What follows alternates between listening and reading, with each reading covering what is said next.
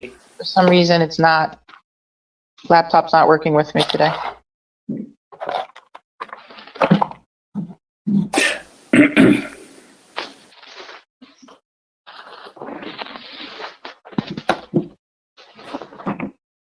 Okay, we're ready to go.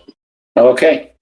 All right. Can we have a call? The broadcast is now starting. All attendees are in listen-only mode. Okay, Rasha. Yes. Can we have a roll call, please? Yes, please. Mr. McDermott, Present. Mr. Charles. I can't hear you, Mr. Charles. Okay, thank you. Mr. Each, Present. Miss Cobo, Here. Miss Marcellus, Present. Mr. Clark, Present. Miss McDevitt.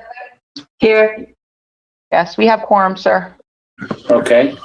Okay. Can we have a motion to approve the minutes of our March 1st meeting? So moved. Second. I'm sorry, who made the motion? I did. Okay. Mr. Chair, I'm sorry to interrupt. The way we have this set up now, agenda item 3 is the consent agenda, which is for both items A and B. Okay.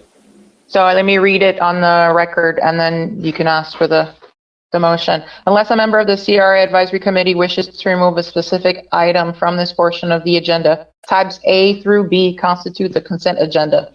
These resolutions and items are self-explanatory and are not expected to require additional review or discussion. These items will be recorded as individually numbered resolutions adopted unanimously by the following motion, that the consent agenda comprised of tabs A through B are adopted.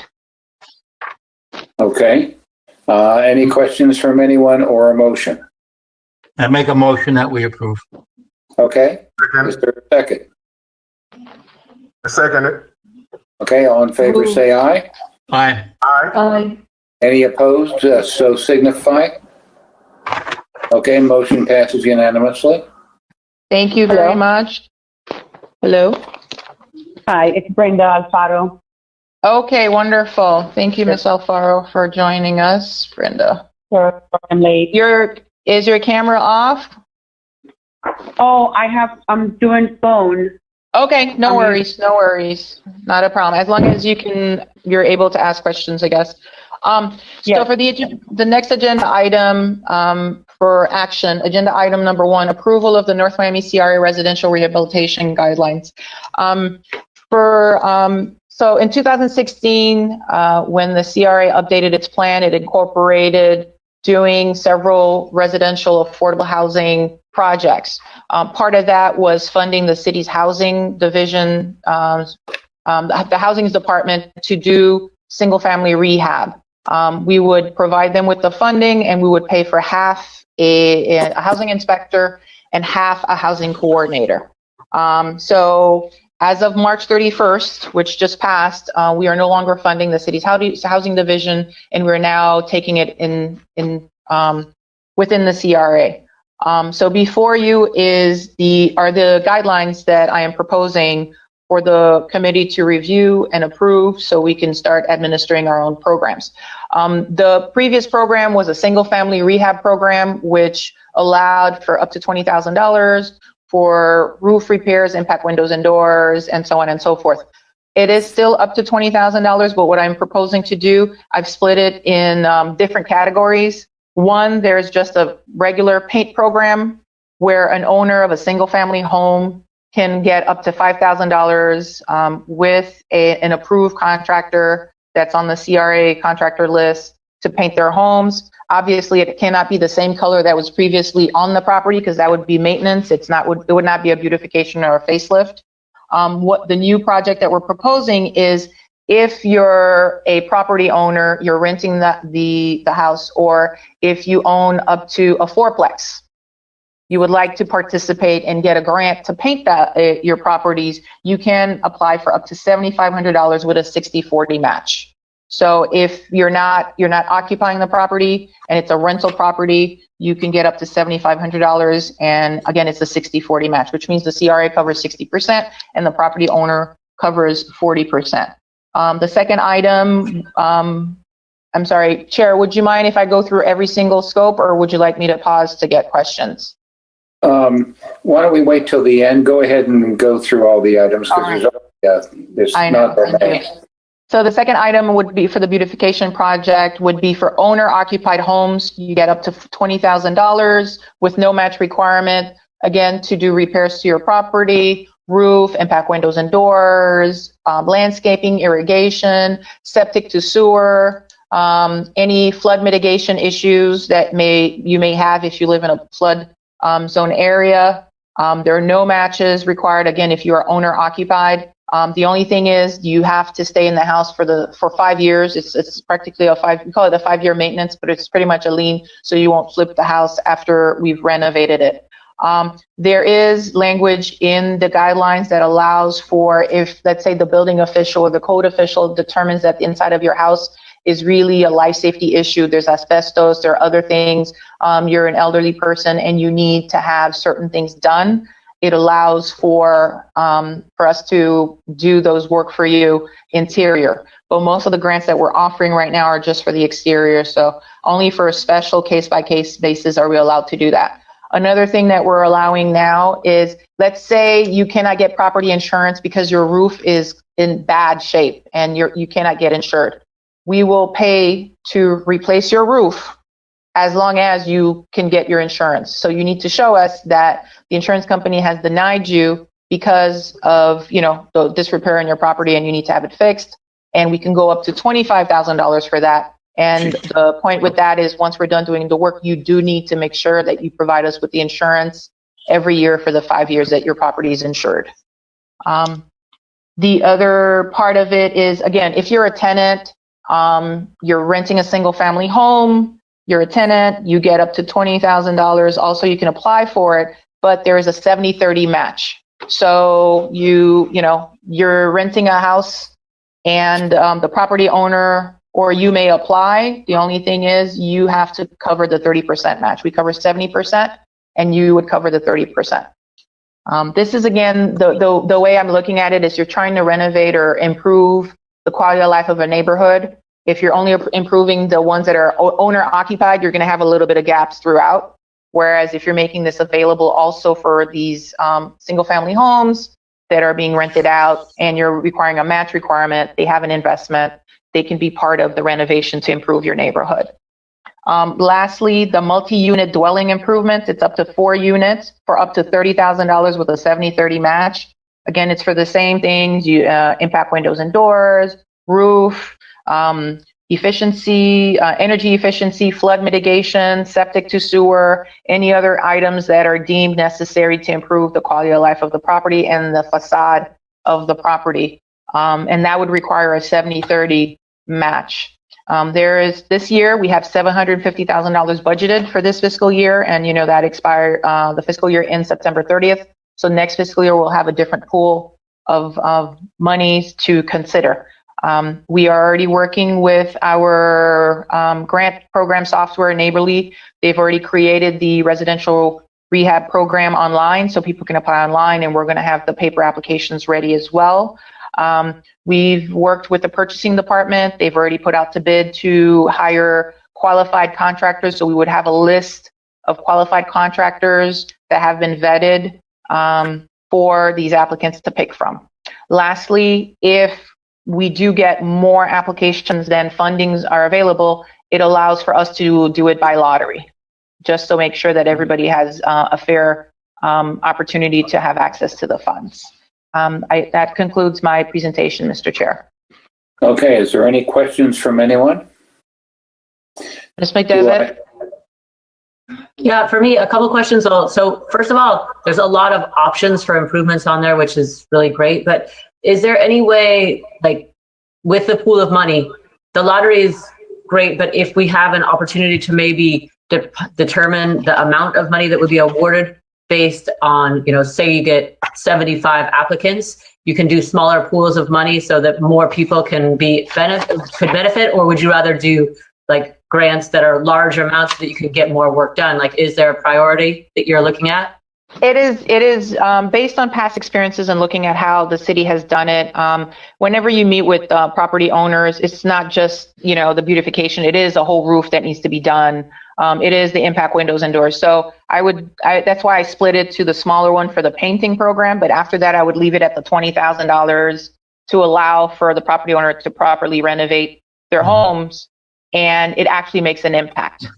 So the smaller grant will be the painting, but afterwards, I would recommend we leave it at the 20,000 to make. And I have to say one thing. I looked at the city of Miami. They do up to I think $60,000 because they do a lot more interior renovation as well. This is just solely for the exterior to help for hurricane relief, flood relief, and to beautify the property.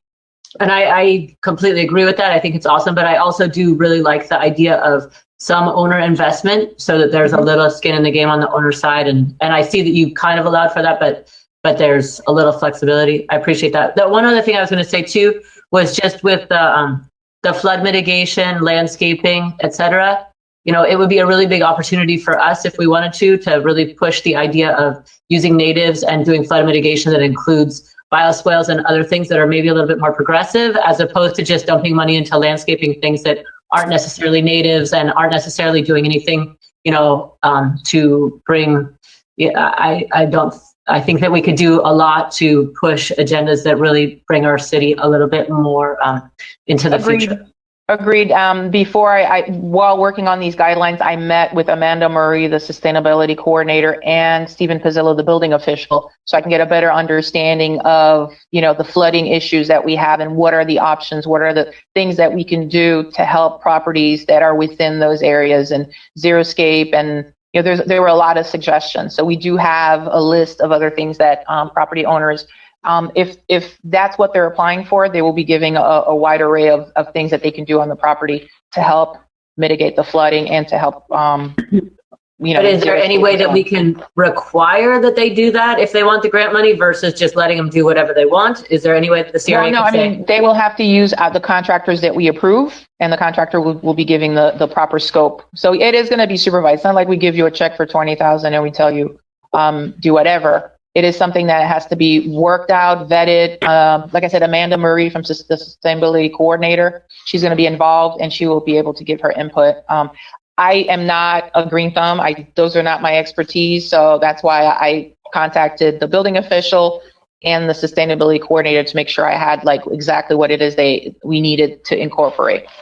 So it's there. I guess for me, that would be the one thing is, that if we're going to be spending our money, that we spend it wisely and that we make sure that, when it comes to landscaping and flood mitigation and even irrigation, is it actually responsible to pay for irrigation when really what we should be doing is encouraging people to plant plants that don't require it at all? That would be my 2 cents. Okay. Yeah. Mr. Each? Yeah, on the tenant occupied homes, if they get the grant, it just goes to the owner, but does the tenant have to stay there for 5 years? What was the requirement on that? You cannot sell the property for 5 years, right? Sell it, but the tenant moved, that I heard, but I mean, the tenant moves in and says, I don't like this place, and he applies for a grant. Yeah. But they have to, the way it works is that they have to get permission from the property owner for it. So as a landlord, you're going to be involved in it. You have to sign off on it and agree to what these changes are going to be because it is your property ultimately. So if they do move, something happens, they win the lotto and they move on, you cannot sell the property and you just have to fill the tenant, the space within 6 months. Okay. All right. So in other words, that tenant can leave and you have to, okay, I got you. Thank you. Okay. Any other questions? Okay, do we have a motion to approve agenda item number 4? So moved. Do I have a second? Second. Okay, all in favor say aye. Aye. Any opposed? Okay, motion carried unanimously. Okay. Second item, Claude, while I'm reading my cover memo, can you put up the PowerPoint for the agenda item number 2, please? Thank you. Before you will be a presentation from the representatives for NM 124 LLC, who owns the property located at 950 Northeast 124th Street. They are requesting a tax increment financing grant and an infrastructure grant. The presentation will be done by Mr. Chris Pinellas. Claude, can you put up the PowerPoint? All right, this project has been in the works for a few years. I don't know if you remember, but they did get their site plan approved a few years back by the city. They have come to us, the CRA, for a financial grant. They're proposing 175 units, mixed in for seniors 55 and up, 35 studios, 41 bedrooms, and 102 bedrooms. They are going to have 230 parking spaces in a structured parking, and they have a variety of amenities. The estimated total cost of the project is $44,753,319. Because the property is within the NRO, they are required to provide 15% of the units at affordable housing, which gets them that 27 units. So these 27 units will be made available under the city's guidelines for affordable housing. And to ensure proper placement of these in these units, the CRA or its designate will vet the North Miami residents and other applicants and to ensure that they are the qualified people that will have access to those available affordable housing units. Applicant does not foresee any challenges in the project. Like I said, they've already passed the site plan approval process a few years back. They've gone through their permitting, and at the point now they're ready to pay for their permit and impact fees to start. They're requesting $5,880,000 in infrastructure expenditures. A detailed breakdown is provided in the application, and they're also asking for 50% of the TIF on the city side. We cannot provide the county because we don't receive the county TIF. So they are required to obtain their site plan approval within a year, which they already have, and get their building permit within 2 years to ensure that the project is successful and timely, which they're pretty much at that level. No funds can be dispersed until applicant has secured the loan for the full balance of the cost of the project. Funds will be dispersed on a reimbursement basis following submission of evidence of payment for qualified expenses. Project is estimated to take 36 months to complete. The funds will be dispersed within the stated time frame, with the final payment released upon attaining final inspections and certificate of occupancy. There are other items in the agreement that is part of the Miami-Dade County requirement. To the extent allowed by law, they have to provide a community benefits program, which is, hiring local labor force, providing the affordable housing, providing a living wage ordinance. There's also a clawback provision that will be in the agreement that's required by Miami-Dade County in case there are any issues, so we can recoup our funds, our investment. Like I said, the presentation will be done by Mr. Pinellas. Mr. Pinellas, is your mic on? Yes, ma'am. All right, you're ready to go. Thank you, Rasha, for that. It's a pleasure to be here on behalf of NM124 LLC today to present this project. As you see on the first page of the PowerPoint, that's a view, a rendering of the project from Northeast 10th Avenue. As you can see, we're going to provide some canopy there, and you get a view of the pedestrian promenade, that we will be providing along Northeast 10th Avenue and the two other frontages that are along the project. Next slide, please. So the project is located about 2 blocks east of the Museum of Contemporary Art and City Hall. This project plans to bring economic revitalization to the area. Next slide, please. As you can see right now, the property is underutilized as a surface lot. It's been in that condition since about the 1980s. We believe bringing this project to the area can really serve as a catalyst for future development in the North Miami downtown area, and really, change the dynamics in that neighborhood. Next slide, please. So this is a breakdown of the project. As Rasha said, the project was approved with a site plan in March of 2019. It's a mixed use project, so there'll be the residential component, as Rasha said, 175 apartment units. We're restricted. We entered a covenant with the city to restrict the units to a senior residential living community for seniors 55 plus. We believe this meets one of the goals of the North Miami CRA. As of right now, there hasn't been any senior development in the city of North Miami since 2004, since the beginning of the North Miami CRA. And approximately 25% of the residents that live in North Miami currently are over the age of 55. So this is really a subset of the market that is currently underserved, and we plan to go ahead and provide some housing there. The project also includes a parking garage with 220 spaces and 10 new on-street parking spots. And we plan on beginning construction, if approved by the CRA board, in Q3 of this year. Next slide, please. So this is a breakdown of the units that are going to be provided.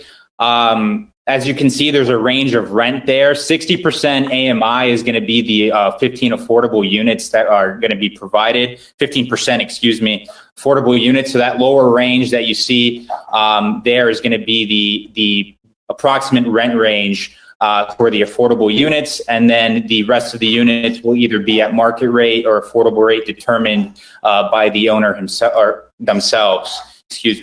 Next slide, please. So this is a slide kind of describing the background of our team. The development team in total has about 75 years of combined experience in the field. Our architect, his name is Franco Benyam. And he has vast experience working in the coastal cities of Miami. He's based out of Bay Harbor Islands, and he really does have experience and expertise, building in Miami's and Florida's coastal cities. Next slide, please. This is a rendering of the promenade from 123rd Street. This is one of the public benefits that the developer plans on providing to the city. Again, this promenade will go around through the entire project on all frontages along the project, and really plans on providing easier pedestrian access and some other public benefits that I'll describe on the next slide. Next slide, please. So here we go. So this slide really just describes the public improvement enhancements that the project proposes. Like I stated before, on all frontages, the developer plans on providing a promenade for pedestrian walking. In addition, we're going to be providing some native landscaping with the project. We're going to be building a new sheltered bus stop, adding new bike racks for some alternative transportation means. And we're going to be providing some spaces for public art. Some opportunities for local artists or other artists to come in and really beautify the area. Mm-hmm. And just to give you another statistic here, the property at the site plan currently proposes about 27,000 square feet of open space that will be provided either through the promenade, as spoken about previously, and other amenities throughout the project. Next slide, please. So this is a view from 10th Avenue. There's going to be 3 separate buildings on the project. So the first one is a 3-story building. The second one is a 6-story building. And then the third building is 7 stories. All buildings are going to have a mix of retail, commercial space, and residential space. And then we'll also be providing some amenities on the roof of these buildings. Next slide, please. So this is the application. This is what we asked for, what we're asking for from the CRA. Rasha did a great job explaining it. Basically, it's $5,880,000 in an infrastructure grant. That's to offset the costs and really help the developer provide these public benefits and affordable housing. The estimated cost of the project itself is around $44 million. And then on top of that, we're also asking for a 50% TIF through the sunset date of the CRA, which is currently, right now, Rasha, correct me if I'm wrong, 2044, I believe. Yes. Next slide, please. No problem. This slide here describes the estimated fees that are going to be generated by the project. And that money goes to the respective departments of the city of North Miami. It's estimated to be about $1.5 million in fees. Next slide.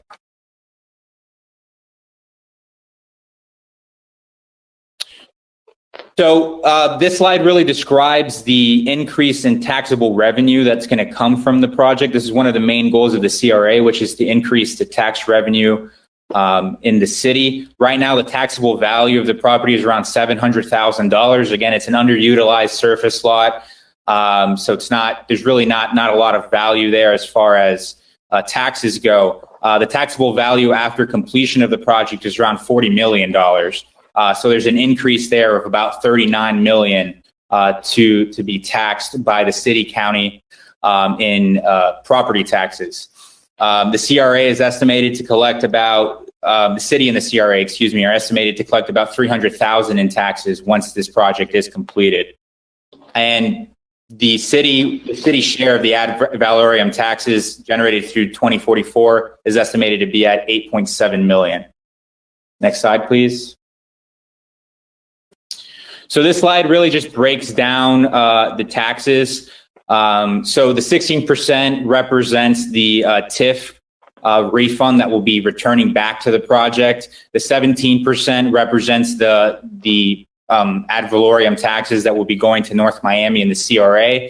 And then the other 67% is the state and other Miami-Dade County taxes that will be generated as a result of this project. Next slide, please.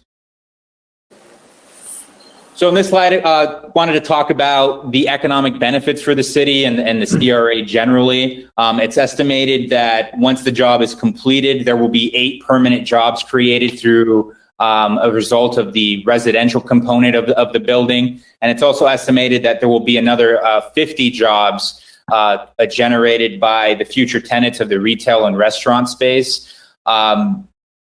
There's also $40 million of direct economic input for the construction of the site. And then it's estimated that there will be another $2.6 million annually generated by the project through jobs and other economic incentives. Next slide, please.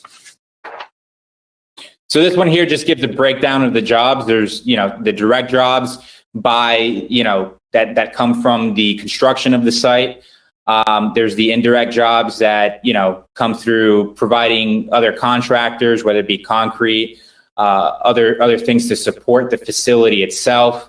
And then induced jobs, again, other from outside economic input into the site itself. The developer plans on having community participation when it comes to the construction of the site and hiring people. He plans on having a job fair. And best efforts will be made to hire local workers for the development of the project. Next slide, please. That's essentially it. That's the residences that know me. We're very excited to bring the potential to bring this project to downtown North Miami and really become partners with the North Miami CRA and bring much needed economic revitalization to this area. If you guys have any questions, I'm more than happy to answer them.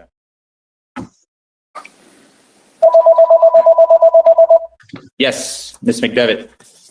Well, you mentioned a sheltered bus stop, but I don't believe that site is on a bus route unless it's a local bus route. Where are you guys building this bus stop that you're talking about? I believe the bus stop is going to be located on Northeast 10th Avenue.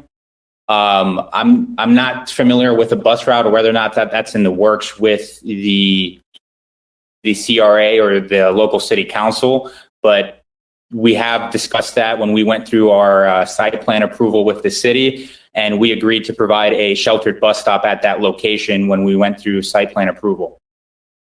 Okay. Well, I guess Rasha would know best on that one, but I'm not aware of any bus route that goes by that building specifically. And then, yeah, Rasha? You No, know? I was going to say, actually, that's not, because that's part of their site plan approval. That's part of the covenant of what they agreed to when they went through the city council and so on. So I can get that information from planning and zoning. It was probably a requirement that they made. So, I mean, I would love a shelter bus route, especially if they stuck it up on 125th as part of their construction. But Yeah. I think that 125th is where we need the shelter bus stops for sure. And the bike racks, I just want to throw out there because I know bike racks are being added to a lot of projects. You know, bike racks are great, but it would be really nice if with these projects we're actually incorporating protected bike racks into the building plan, not necessarily sticking a rack out in front of the project, but adding a bike rack to the indoor space where people can actually park their bikes in a safe and secured way. The other thing I was going to ask too is with the money that's being returned to the city, how much of it goes directly back to the CRA and how much is going to be added to the city budget? okay. So there's for a- one, the impact fees goes to the general fund. The building permit fee goes into the building permit enterprise fund. For taxes, as you recall, the formula is 95% of the increment comes to the CRA, and then the rest goes to the city. So 95% comes back to the CRA, and that's why they're applying for 50% of that to go back to pay for the financing until we Okay, sunset. but- After we sunset, so all of it that's goes back to the city. But as far as the returns on property tax, et cetera, that goes back to the general fund or that comes to the CRA? 95% of it comes to the CRA. Okay, gotcha. All right. So of that, only 5% is going to the city budget. Got it. What they will get out of that will be the impact fees. Right. Okay, does anybody else have any other questions? Mr. Each. I have a question. This is Brenda here, Russia. Okay, hold on one second. Mr. Each. Hold on one second, Ms. Alfaro. Mr. Each had his hand up for a minute. I'm sorry. I'm a little bit, Roger, I thought it was a 90-10 split with the TIF. It's 95-5? Yep. I thought it was always Been 95. Steve, you were going to say something? It's always been 95-5 since I don't know what the heck I've been for the last 15 years. that's the way CRAs are generally. Okay, 95-5. I don't think I'm aware of any other CRA that has a different percentage. No. I don't know what I'm thinking. I thought it was 90-10, but okay, 95-5. So out of that 95-5 split that we would get on the future taxes, how much does, I'm a little bit lost and a little bit confused on how much is going back to the developer. We're going to give them $5 million off the top, or how is this working? The infrastructure grant, so they will get a cash grant for the infrastructure. As you can tell, it's a parking lot. So the infrastructure grant is to help for exactly what it is, do the infrastructure to build this, what I think it's 7-story project, right? So the plumbing, the electrical, all of that stuff, that's what it covers. Afterwards, when it's done, the property appraiser comes in and evaluates the value of the property. Generally, they do it around 70% of the total construction costs, and they say this is what the property is valued at now, and that's what the new tax base is. Once that is set and they tell us what the new tax bill will be, then every year, once they pay their property taxes, they will apply for a refund of 50% of that back from us. So once they pay, 50%. So once they've paid, let's say the value comes up to 200,000, they pay the 200,000, and then they bring us the receipt. We reimburse them the $100,000 every year till 2044, and they use that to pay for the operations or whatever it is because of the units that they're offering. Seems like a very steep amount to go back to them. Are we doing this with other projects, or is this the first Yes, one? we funded in December. 1155 NOMI was $8 million in infrastructure grant and no more than $7 million in tax refund. So theirs is at $15 million. This is 5.8 plus 2. This is about $7.8 million total. Are we capping? Is there a cap? It depends, but we usually do. But this one, again, this is an empty lot that has to be built into a project. So that's why we offer the infrastructure grant. But the tax rebate is only up to 50%. We don't give any more than 50%. So that's what our guidelines say. Other places do higher.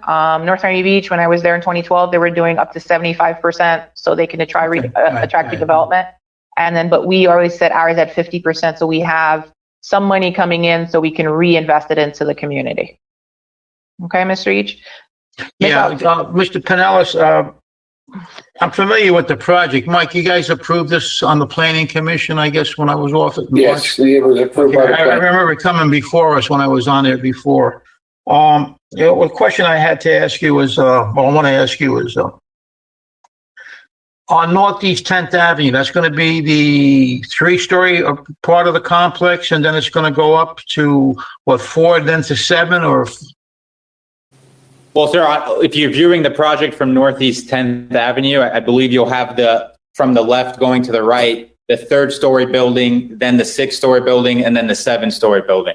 So that will be closer to 9th Avenue,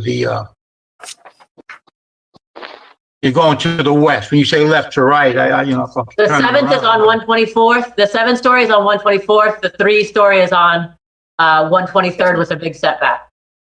Yes, ma'am. Exactly. Repeat that. I'm getting old and slow. Is the 3 stories on 10th Avenue and No. it progresses to 9th No, Avenue? the 3-story is on 123rd with a big setback. And the 7th-story is on 124th, facing like the backside of Bank of America. Right. That's facing the bank. Yes. Yeah, okay. All right. Thank you. All right, Ms. Alfaro, you had a question? Yes, I do. And it's regarding affordable housing, the 15% of the units that will be deployed for affordable housing. Can you help me understand, give me kind of like a breakdown on how affordable will it be? What kind of incentives, the price range, or how are you attracting the candidates? What would that look like? So the developer has covenanted and agreed to provide 15% of the units provided on site as affordable housing. That rate, the affordable housing rate, is at 60% AMI, and that is set by the county. AMI is the average median income. So whatever 60% of the average median income is, that's where the affordable housing units are going to be rented at. In addition, the CRA is going to go ahead and assist and determine who is going to fill those affordable housing units up. Okay, question to council, Steve? I have a follow-up. Yeah. Mr. Chairman. Good afternoon, Mr. Pinellas. Very nice and clean and detailed presentation. Truly like it. It is just basically a follow-up on the affordable units. So I see that we have an average price for the other units, but not for the affordable units. So is that something that has to be determined, or? No, it's set every year by Miami-Dade County. They set it April 2020 of last year. So once the property is done, we'll use the updated formula that the county and the housing HUD, the state does it and the county does it, but we're going to be using the county's formula. Thank you very much. You're welcome. Okay, Steve? Yes, sir. The AMI, is the AMI, obviously there's the county AMI, but Yes. that differ because of the AMI in the city of North Miami, which is much different than the county? Mm-hmm. We use the counties. I mean, that's the standard that most CRAs use when they do the affordable housing guidelines. Okay. And Rasha, that's what we've always used. And I don't know if the city has a different AMI they use for their housing They use the counties. through the city's They use the program. counties? The counties. Okay. Yes. Okay. All right, so any other questions? Okay, do I hear a motion to approve? So moved. Second by Kenny. Who made the motion? Okay. I'm sorry. The motion was by Blanca and seconded by Kenny. Okay. Okay, all in favor, say aye. Aye. Any opposed? Okay, the motion carries unanimously. I think it's gonna be beautiful for the city. Yes, Yeah, yes. it's gonna be Thank you, Mr. Okay, Nice Pinellas. project. Thank you so much, everyone. It's been a And pleasure. as soon Take as, care. Thank you, Chris. we have a date, Thank we'll you. let you know for the groundbreaking. Appreciate it. Okay. Thank you Yeah, so much. that's a nice project. Thank you. Thank Thank you. you very much. All right. Okay, next item, Rasha? Next item is agenda item number 3, approval of funding for Munis and Intergov, the new ERP system. Before I let the purchasing director, Mr. Alberto Destrade, speak, I just wanted to give you a little background on the necessity of what, why we're doing this. One, geographically, we cover 60% of the city. Two, the city uses a program called Eden, which is very outdated. Let's call it archaic. If I need to get the list of the business tax receipts or the businesses that are within the CRA, they're not able to pull that. They will provide me, 200 spreadsheets of, all the businesses that are within the city because the system doesn't allow for it. It hasn't been updated. And for instance, when we're dealing with grants management, we have to contact the building department and so on and so forth. So for us, as an additional incentive for businesses and for the staff and for the savings that we see that will come through it, we are proposing to fund this to help the city get to, I can't say the 21st century, but the 22nd century, right? So to allow for the citizen to be upgraded and for, developers, grantees to be able to find their information online easily and have an easier access and process. For us, for the CRA, it's extremely important because we want to be able to interface also with the county on their system, and this will allow us to do that as well, so we know where grantees are, where developers are, when we're dealing with permitting and trying to get the stuff done faster. So now I'm going to leave the technical aspect to Mr. Destrade. All right. Good afternoon, committee members. I think Rasha has pretty much stated it all. But for the record, Alberto Estrade, and I'm the purchasing director for the city of North Miami. So the item that you have before you is actually requesting your recommendation to the board for a proposed interlocal agreement. The interlocal agreement will be obviously between the North Miami CRA and the city of North Miami. And this will be for the purpose of providing funding for this conversion project that Rasha very clearly described.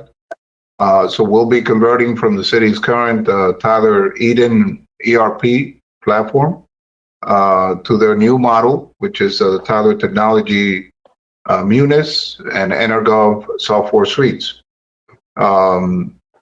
As part of this process, Tyler has agreed to offer a significant reduction for the overall cost of this new ERP system by discounting our licensing fees from existing modules, and at the same time also providing the city with the latest technology and functionality. That's easy for me to say, through the implementation of these new platforms. The transition from our current system to Munis and Energov should also facilitate a smooth conversion of the data and help to minimize disruptions during deployment of the new systems. As Raj also mentioned, the CRA is offering to cover 60% of the costs. This is essentially based on the fact that the CRA area consists of approximately 60% of the entire geographic area of the city. And so obviously this will be a benefit to the city administration as well as to the CRA. If you'll turn to the second page of the report, on the second page, you'll see a summary, if you will, of the overall cost and the percentages that the CRA will cover and then that the city will cover.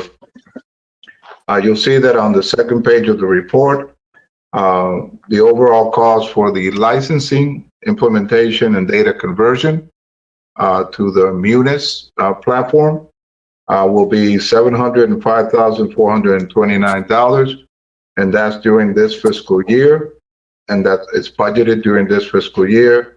The CRA portion would be $423,257.40, which is 60% of that cost. The remainder of that cost will be covered by the city. Likewise, over to the right side there, you'll see the summary for the Energov software suites.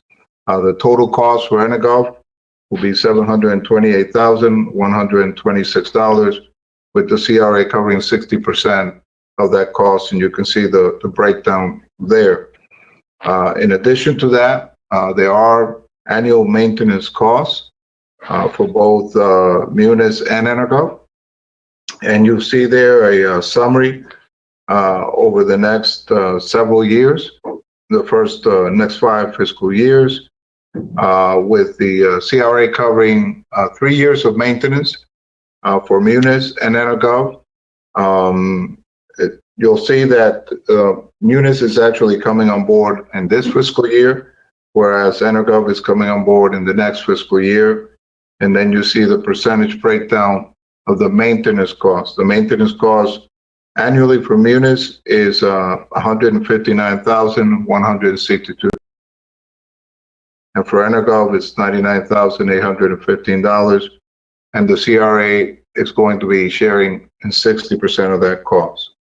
And then you'll see there in the bottom, the overall total cost to the CRA for this project. And this is obviously what will be reflected in the interlocal agreement between the CRA and the city, would be a not to exceed amount from the CRA of $1,326,291.60. And if you have any questions at all, I'll be glad to take them. Okay, any questions, anyone? Okay, there being none, can I hear a motion to approve the item? So moved. Second. Okay, any discussion? Okay, motion and second has been made, so all in favor? Aye. Opposed? Okay, motion passes unanimously. All right, our last item, Rasha. Thank you very much, committee members. Yes, our next to last item, the Northwest 7th Avenue Design Guidelines presentation. Before COVID, we had hired Meryl Romanek of Romanek, Sinarlowski, and Say. And through her organization, we hired FIU School of Architecture to help us with the design guidelines for Northwest 7th Avenue. As you recall, in 2016, we had designated that corridor a Chinatown, and we were working aggressively to bring in development to that aspect. So things have kind of changed after COVID, during COVID and after COVID. So the School of Architecture came with some great design ideas that we would like for you to consider and make recommendations to approve. Once they're done with their presentation and you voted on it, this will go obviously to the CRA board, and parts of it will go to the city's planning and zoning department to incorporate as part of their design guidelines for that area. For me, one of the things, the reason why we're bringing it up right now and you have such a packed agenda is because May is election time, and we may not have a meeting in May. But this item is time sensitive because we are funding a streetscape project on Northwest 7th Avenue with FDOT. It was in the approved budget. Some of the suggestions that this group is making will need to be incorporated as part of this of the project that we're doing. And what we're doing is time sensitive. With FDOT, we have until December of this year to get the project done, completed with the landscaping, and the fact that FDOT is open to these suggestions that the group has brought. I think it's wonderful because FDOT usually doesn't, approve anything. So I'm passing it on to Meryl and her team. Thank you, Rasha. Rasha, will you all be pulling up the presentation? Yes, got it. Thank you. Thank you for having us today. It's been a pleasure to be working on this project, and I'm delighted that the city asked us to partner with the folks at FIU. On the call with me is Henry Coronel, or Rueda, and he's one of the professors at the school. Mark Marine is also a professor at the school, and so is Roberto Rivera. We've worked in partnership with them and several, probably 4 or 5 other students that have put this package together.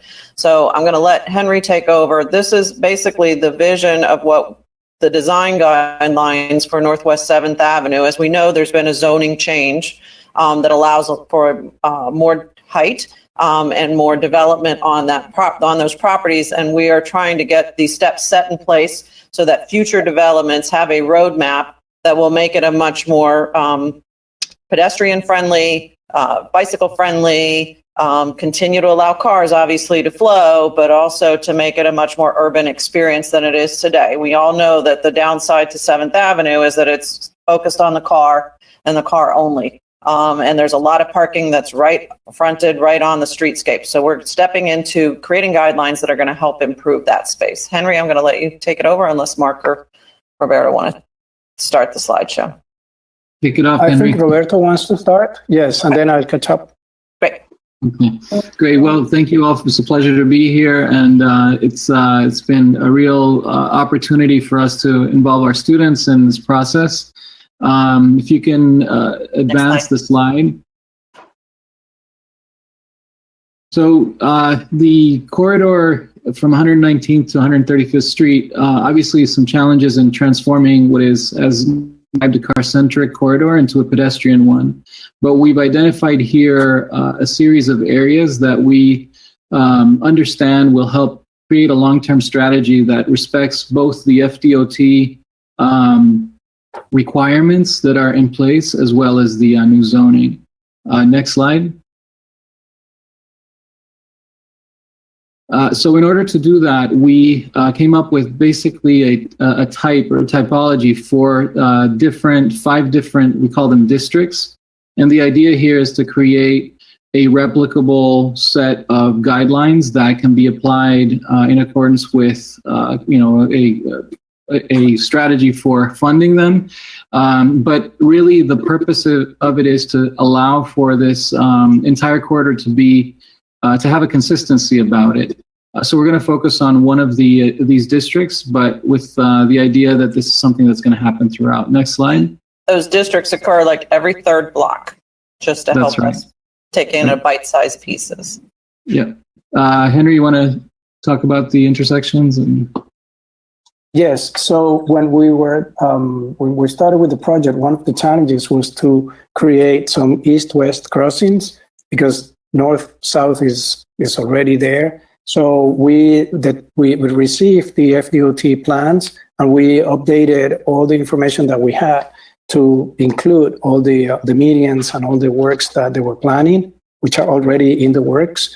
And every 3 blocks, there was an option to go with crossings sort of east-west. And if the idea was to sort of include the people in the neighborhoods in the sort of the single-family homes towards the west, we had to make that friendlier. So we look at examples of cities where like there's more density and more sort of people in the street and it's more activated. And we look at just to create some pavers and some kind of solutions on the surface. We did start working with Merrill and we look at examples of bridges and things like that. But since 7th Avenue is a busy corridor, we sort of discard that idea and we kept it more like ground friendly and also to include more people. So in the map on the right-hand side, sort of the gray areas is where we propose to have a pavers sort of change so that cars slow a little bit and create a public space in the setbacks of the buildings that we will describe later. Next slide. Next. So these maps basically show the sort of the environmental and sustainability improvements that we were planning, like for instance, incorporating solar panels, water collection systems on the roofs and on the ground, green roofs, like programmed or not programmed, just like landscaping or with uses, with like activities. That would be the one on the upper left. Below that is the transportation and vehicular plan that we revised, and we were thinking because of the sizes of the lots and the distances, we could allocate parking, sort of structural parking against the I-95 corridor, which is noisier and more busy. And it creates, we will see that in a section, it creates a space that is a little strange for frontage, and concentrate parking like in other areas in the city of Miami, and people could easily walk across the street. Then on the upper right-hand side is the idea of creating a highly pedestrian corridor with the improvements on the sidewalks of 7th Avenue, but also including the what we call the micro retail corridor between the sort of the lots that face 7th Avenue and the ones that go to the RO and the single family homes, and activate the dead end streets that kind of end at the I-95 with public spaces. We're going to recommend that there be a street, not a real street, but an access point created that would connect block to block beyond 7th Avenue. That way we don't have those series of dead ends that die on 7th Avenue any longer. And then they lead to the garage, they lead to the pedestrian flow to 7th Avenue and help support one another. You'll see that, I think, maybe in the next slide, the next couple of slides, it'll be, I think, easier to see that. Can we advance? So, here, this is an overlay on some of the existing massing, and it's showing the maximum development on both sides of 7th Avenue. So on the left, you can see one of these intersections that basically frame the north-south district. And if we can go to the next image. In this section, this is cutting east-west. So as Henry was describing, if we start on the left, here you have the single-story residential fabric currently, and we want to be very sensitive to how we transition from this large, high density on the right towards the west. So on the left side of the page, this is that micro retail corridor, which is, as you see there, about 20 feet wide. It widens in a few spots to create slightly larger spaces, but the idea is that these would be small, walkable, humanly scaled spaces that would allow for commerce. And then the middle of the image shows the right-of-way, but we are biting into the volume or the mass of the building to create a much more porous condition. So you can look into these under the shaded overhead. And then continuing to the right side, this is what Henry was describing, the service corridor. Basically, it's this, you'll see more details in a minute, but the idea here is that we get the traffic off of 7th Avenue, we allow for easy access to parking and to enter these larger buildings. And then the far right, adjacent to the 95 highway, this is an opportunity to create something that is not back of house. It can actually be an attractive elevation for North Miami. So next slide.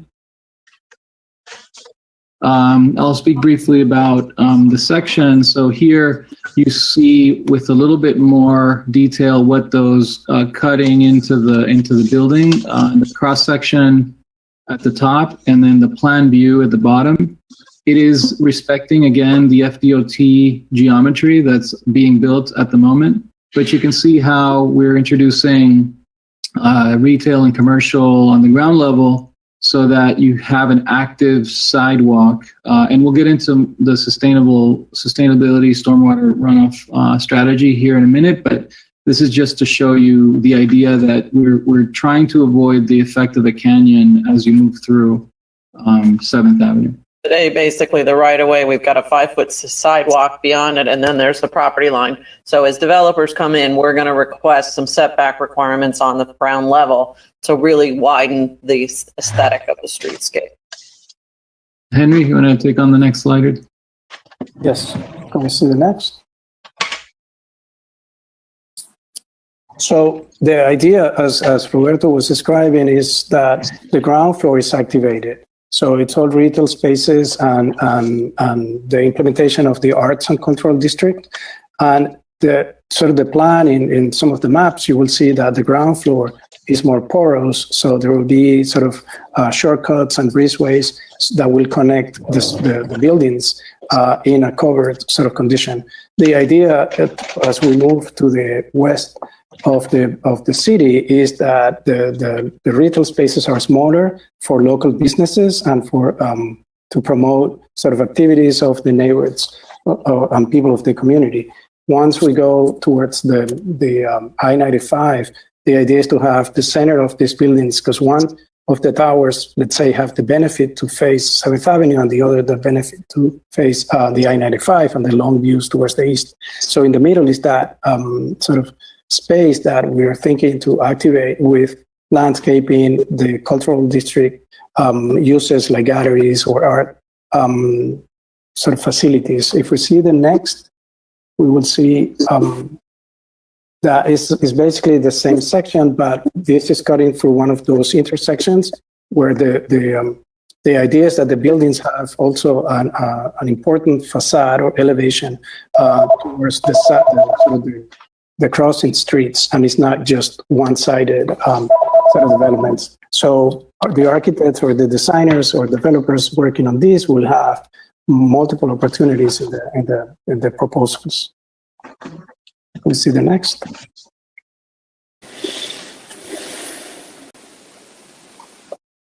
So in this more detailed sections, the one on the left hand side, we'll see the alley or the micro retail corridor, and we also see some proposals for programmed green roofs or just green roofs.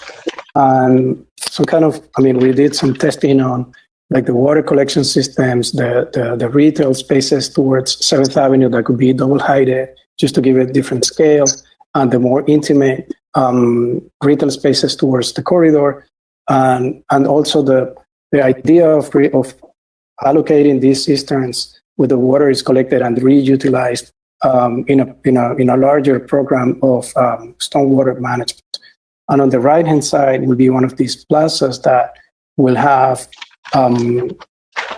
sort of a radical presence of landscaping, which today there is basically zero canopy or shade, and the use of water as water features to make it into a kind of narrative. We will see more of that towards the end. And those types of features could occur at those every third block intersections and Exactly. or at the dead end zones.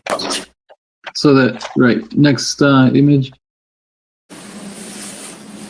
So here you get to see a little bit more of the condition between the two towers on the east side of 7th Avenue. And the vision here is to create this access, a service that slows you down and gets you off of Northwest 7th. But in the space between these two buildings, we have a series of terraces that allow for a variety of different environments, shaded environments, green environments. And then on the far right, the buffer or the space between the 95 corridor and the east elevation of the building mass, this is an opportunity to create out of that space something that's quite a departure from what is there now, which is just a simple embankment. And this could become an ecological corridor, a green buffer, and the building itself should be something that is more than just back of house parking view. So we're showing here green walls. We're showing the possibility of activating that elevation, and each architect would take advantage of that opportunity of frontage on the right side. So from east to west, what we're doing really is just transforming these into spaces that are no longer dead ends, but rather quite active in terms of the plazas and also in the vegetation strategy that we're using. Next slide. Next slide. Henry, you want to talk about these? Yes. So we started sort of talking about the sort of the gateways, and that was sort of an initial idea of creating these sort of limits or points where like this is the beginning and entrance or exit. So we started looking at that, and then we thought that it was it was kind of random to create those just moments. And we proposed a system, which are these blue little rectangles with a continuous line of using water features along the public spaces so that the city could somehow create a narrative with the stormwater management program or project that they have, the city has, and make it into a kind of identity item, right? So on the bottom map, you see the sort of the red or pink plazas in the intersections and the sort of the dead ends, always with some kind of water feature that could include fish tanks or like recreational or educational about the system, or also for kids, for the people of the community, and use it also as a kind of noise buffer with the highway or the main intersections, like in 119th. If we see the next slide, please. So these are examples in different cities where the presence of water and the presence of iconic elements create public space, which is in the spirit of these design guidelines, to bring people to the sidewalk and the street and the use of their own city, right? So these are examples of cities that have implemented water in plazas for kids, for nature, for just recognizing spots and places, and basically create community encounters. And if we see the next slide, please. So we came up with this sort of modular idea, the idea of this modular program that will start with some heavy duty elements of benches that will transform into planters and water features and vertical elements and bus stops and rest stops, so that it could become an element that will be transformed as needed, depending on the location. And if you see in this slide, we start with a basic bench. Then that bench has some backing for people, sort of backrest or advertising. Then the bench also becomes a bus stop with ideas for or surface for art in public spaces, ads, maps, things like information. Below, we see some of those benches transforming into planters and water features. At the bottom, Charlie, CRA meeting. I'll call you back later. The idea is to have these vertical elements that will create some kind of gateways with, like the tall one with light that could change, or could be also a surface that could have participation of local artists as part of a program. And if we see the next slide, please. So this will be in the intersection of 119th and 7th Avenue, where the street mall is, that has this huge sort of parking, surface parking space that is completely underutilized. And we basically tested placing one of the vertical elements towards the west, then a bus stop, which today is only a concrete bench. It has no shade or anything. Followed by the sort of the identification of the city, which in this case, North Miami, water feature, the vertical element that contains lights. Then when we turn into like 7th Avenue, will be a facility for the flower shop that is already there, that it's kind of like an element of the area. And it ends with the kind of a bookend of another one of these vertical elements. And this was just a test to see how to create a family with all these elements. And if you see on the left, you will see a plan kind of highlighting each one of these elements. And in this case, it will happen only on that side, because the across the street is unincorporated Dayton, so it's not part of the city. But the idea is that these would be repeating elements and or reconfigured components as a kit of parts that would be kind of along the entire streetscape, so that it would enliven the in-space, rather than having one entry feature and another entry feature. And we're so very limited on what FDOT will allow us to do, to really work with the vocabulary of the site furniture, if you will, to really reinforce that district and use it as a kit of parts. Because as we evolve, right, we're not instantly going to go from what it is today to the five stories on the east side, on the west side, and the 20 stories on the east side. It's an evolution. So it'll allow us to start to implement them as we start to develop different parcels and different pieces. So to wrap up, I think, I guess we could talk about a vision of transforming what is currently a site that has very, very little to no landscape, very limited public space, minimal shade or places to stop and stay, into what can become a very active, pedestrian-friendly, shaded, commercially viable, successful public space with its own identity. And by using these guidelines, this allows for this incremental approach to achieve that. Yeah, one of the conversations we had with the FDOT team was also the landscaping on their plan and the sort of the use of native plants, and there is a palette of like a selection of species and elements that was part of the research also. In a bigger package, yeah. So with that, that's kind of the highlights, if you will, of the greater package that we've shared with the folks at the city. Just to cut in, I'm sorry, we did have a community workshop, a virtual community workshop for Northwest 7th Avenue. We did the presentation. There were residents, property owner, businesses. Councilman Disarmay was there, and it was a very lively and positive, feedback we got.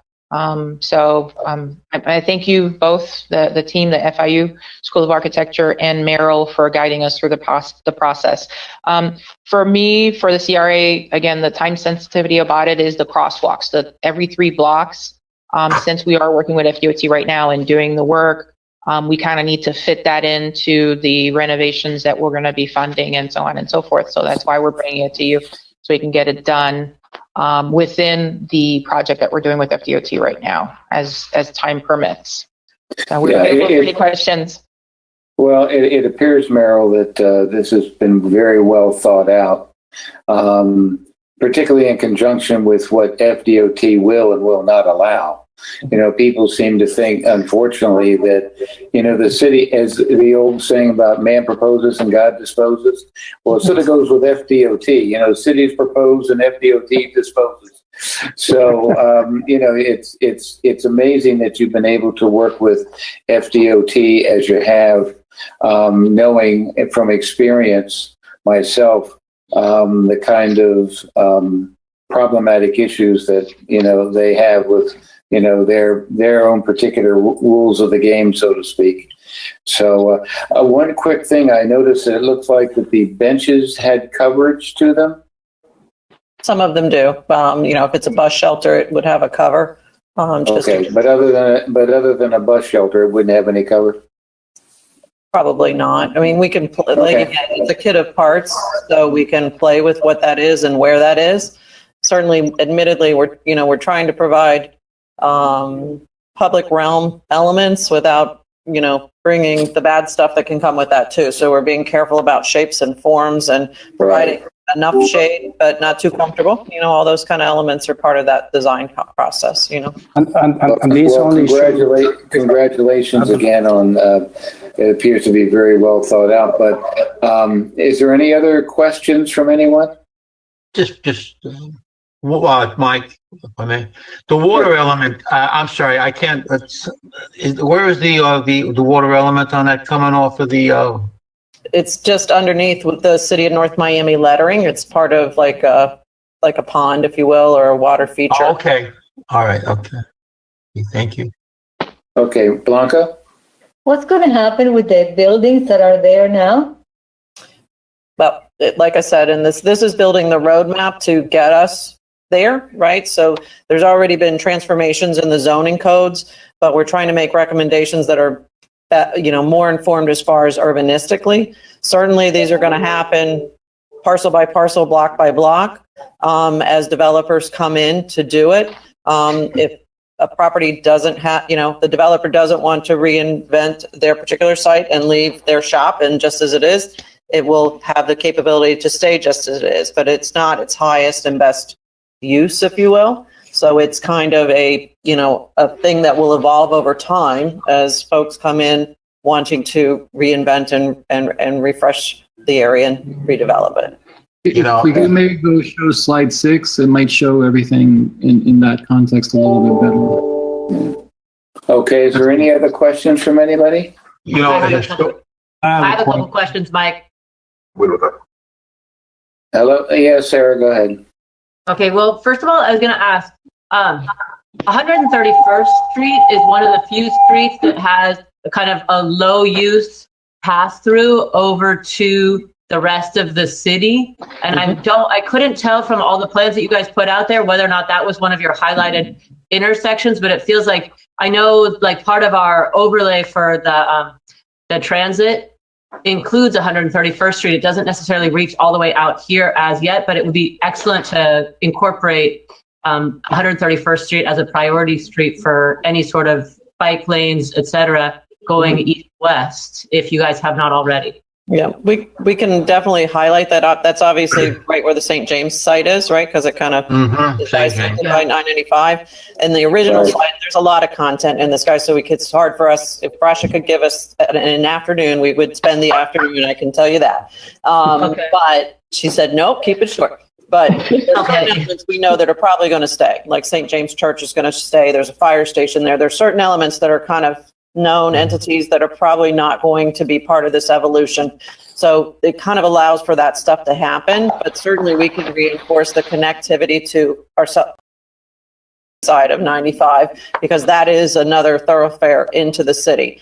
I mean, one of our biggest concerns when we first started to look at this was we were told we need to have a gate, an entry feature and an entry feature. And we realized that this site and this area really wants to be more porous than it is today. More porous for many reasons, because it wants to be, because right now people just zip through it, and we need to make it softer, more porous, and more delicate, and how we feed from the parcels into the streetscape and make it more fluid. So streets like 131st are going to be critical to that, to maintain that connectivity, because the softer that we make it, the better this will be successful. And our biggest challenge, so the service corridor is a big key to this element, because we got to get people off of 7th Avenue quickly to go park, rather than back up, dilly-dally, pull back out onto the street. It's so unsafe right now from a pedestrian and bicycle standpoint. Right.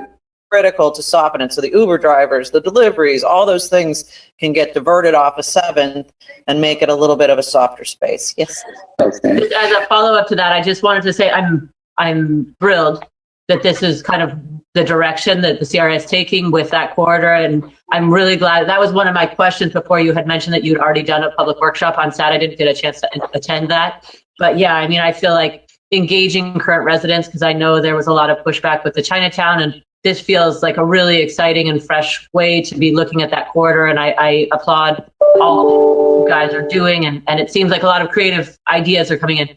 Right now, reminded here in Portland of how critical sidewalks are to vibrant communities. And that is the one thing, I see how you guys are using the overhangs of the building as an idea of bringing shade quickly to the community. But that's the only thing that I feel a little bit wary about, is maintaining as much sidewalk as possible, even advocating for extra wide sidewalks, because all that it does to allow people to dine and walk and kind of engage with businesses at the street level. It's so critical to have, extra wide sidewalks. So yeah, in the right of way, we have the 5 feet today. We're asking for 10, and then we're asking for another 15. So we're really taking what is a 100-foot right of way and trying to expand it to almost, 150, 160 feet, because it's too cavernous today. And if we put tall buildings right at the edge, which we're allowed to do, it's a missed opportunity urbanistically.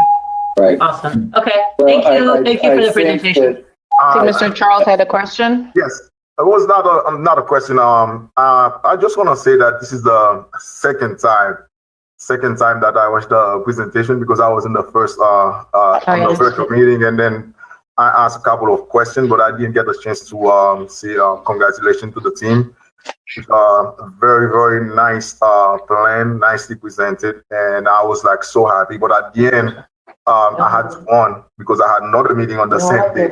But I just want to say congratulations to all of you, especially as a local team from FIU. And it is something that we should applaud. Thank you very much. Thank you. Mr. Clark, I think I saw your hand raised. You're muted. Clark. Yeah. Anyway, if there's not any other questions, as Yes, you can tell. Mr. Clark, Mr. Clark has a question. I actually have two questions, and this may not be for the FIU team, Rasha. You might be able to answer it. One, I have a concern. Well, let me start off. I think the proposal is great, and I support it, and I love it. And my questions don't necessarily pertain to the proposal. I guess slide 7 and 10 that you guys showed, I have a concern with how close the single-story residential homes are to the commercial properties. And so, Rasha, from a development standpoint or zoning standpoint, has anyone thought of putting a buffer between the residents? There is a buffer on the west side abutting, Sunkist Grove. You can only go 5 stories, and there is a buffer set aside. That's already been approved in the zoning department. You can only go higher on the east side of 7th Avenue by I-95 in the dead end. You can go up to 200 feet, 20 stories. So my concerns is more on the, which would be West side. West side. Right. There's an RO buffer, Mr. Clark, there. So there's the commercial zone, which is fronting 7th Avenue. And then along that, what we call the retail corridor, that little alleyway that we'd like to activate, then you can still go to 5 stories. But the next properties over are all zoned RO, which is residential office. So that kind of, 3 stories. And you can go up to 3 stories. Okay. Perfect. So there's an RO, so it kind of naturally steps you down. It could be a residential, but it also could be a professional office. And it could be whatever, just help soften that edge. Yeah. And then, Rasha, I might be using the wrong name for it. Is it the Dragon, Nomi Dragon, the little outdoor park area we just recently renovated? And Red Gardens. The Red Garden. Red Garden. Red Garden. How does that play into property? Yeah, how does that play into, I guess, the future development of this project? Simply because I know we just spent a number of, city dollars to renovate that. And we spent $362,000 CRA dollars to renovate that. But the property is leased long-term by the city, and the city, it's really at the discretion of the city and what they do. I know the property owner, the trust, right, Mike? They've been here forever, and they were not really open to selling. And that's why they agreed to a long-term lease with the city for like 14 years or something. But I think the city can, or a developer can nudge them to sell the property so we can redevelop it. Okay. Thank you. Thank you. Great job, Steve. Thank you. I think, Meryl, that as you and Rasha can tell, you have a real fan club here with this. So, great job. And Rasha, obviously everybody's visioning, and that's so important, with our corridors in the city. So anyway, bearing no other question, do I have a motion to approve the item? Motion. Second. Okay. Motion by Blanca, second by me. Clark. By Edward Clark. Okay, thank you, Mr. Clark. Okay, all in favor, say aye. Aye. Opposed? Okay, the motion passes unanimously. Thank you. Okay, I guess, Rasha, do you That's want the final to... item. Before you ask for public comments, the final item is, as you know, state statutes require that we file an annual report by March 31st of every year of our programmatic activities and our financials and so on and so forth, which we have done. There should be a link in your agenda. It's already posted on our website. We've already advertised it in the Miami Herald as required by the state statutes. And we are printing the booklets now. So once they're done, we will mail them to you for posterity, and we will send them to the county. The county has already received the annual report and our financial statements digitally, and they are satisfied with our report. And the cover, the most important part is the cover of the annual report is Sasso Pool, the facade program that we did. Unfortunately, we couldn't do a ribbon cutting because of COVID. So I took the opportunity to take the picture of the Sasso Pool renovation that we did as the cover page for the annual report. So I hope you guys can see it and appreciate it. That's one of the projects that you funded. Okay. Moving on to the CRA attorney. Steve, do you have any items?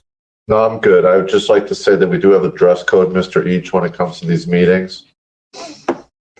I'm going to wear my mask. That's not what he's talking about. We're talking about the muscle shirt. Referring to the muscle shirt. That's fine. Good to see. I can put a tie on if you want. Look at I. Yeah. So anyway, anything else from you, Russia?